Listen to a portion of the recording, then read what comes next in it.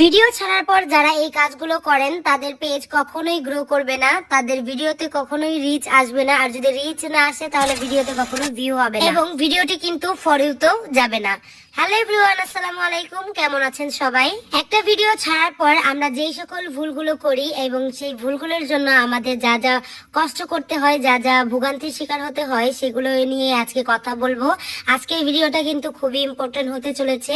আশা করি ভিডিওটা স্কিপ না করে পুরো ভিডিওটা দেখবেন। আমরা যখন নতুন একটা পেজ খুলি তখন কিন্তু ভিডিও আপলোড করি, অনেক ভিডিও আপলোড করি এবং ভিডিওতে কয়টা লাইক পড়লো, কয়টা কমেন্ট পড়লো, সেগুলো কিন্তু বারবার নিজেরা গিয়ে দেখি এবং নিজেরাই কিন্তু বারবার ভিডিওটি প্লে করে দেখি। আর এই নিজে বারবার দেখার কারণে প্রত্যেকটা ভিডিওর কিন্তু রিচ কমে যায়। আমরা যে নিজে বারবার প্লে করছি ভিডিওটি, তার জন্য কিন্তু আমাদের ভিডিওতে রিচ কমে যাচ্ছে এবং সেখানে আশানুরূপ ভিউও আসে না। আর এর জন্য কিন্তু ভিডিওটি ভাইরাল হওয়ার সম্ভাবনাও কম থাকে এবং আপনি যখন আপনার ভিডিওটি বারবার দেখেন তখন ফেসবুক মনে করে যে আপনি আপনার ভিডিওটি দেখে নিজে নিজেই হচ্ছে ভিউ বাড়াচ্ছেন। এতে করে কিন্তু ফেসবুক একদম রিচটা ডাউন করে দেয়। আর আপনার যদি আপনার নিজের ভিডিওটি দেখতেই হয় তাহলে কিন্তু আপনি গ্যালারি থেকে দেখে নেবেন, কখনো ভিডিও আপলোড করার পর সেখান থেকে বারবার দেখতে যাবেন না। এতে করে কিন্তু খুবই ক্ষতি হয়ে যাবে আপনার নিজেরই। আর আপনারা যারা নতুন কাজ করছেন তারা কিন্তু জানেন না বা এই ভিডিওর মাধ্যমে জেনে থাকবেন,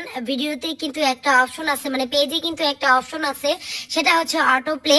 সেই অটো প্লে অপশনটা যদি আপনি অফ করে রাখেন তাহলে কিন্তু আপনার ভিডিওগুলো অটোমেটিক আর প্লে হবে না। আপনি যদি অটো প্লেটা অন করে রাখেন তাহলে কিন্তু আপনার ভিডিওটি হচ্ছে অটোমেটিক বারবার প্লে হবে।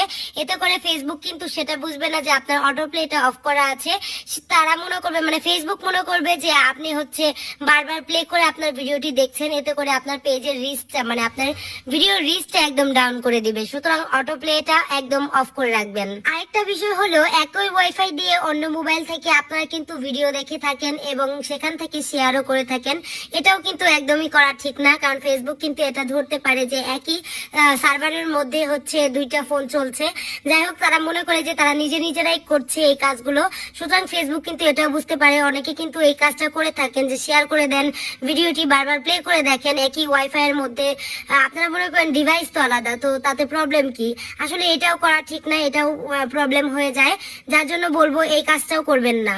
আর আরেকটা বিষয় হচ্ছে গ্রুপে শেয়ার করা। আমরা কিন্তু না জেনেই আমাদের ভিডিওগুলো গ্রুপে শেয়ার করে থাকি, যার জন্য কিন্তু ফেসবুকে এটা কিন্তু বুঝে যায় যে এটা নিজেই হচ্ছে গ্রুপে শেয়ার করছে, এর জন্য রিচটা একদম ডাউন করে দেয়।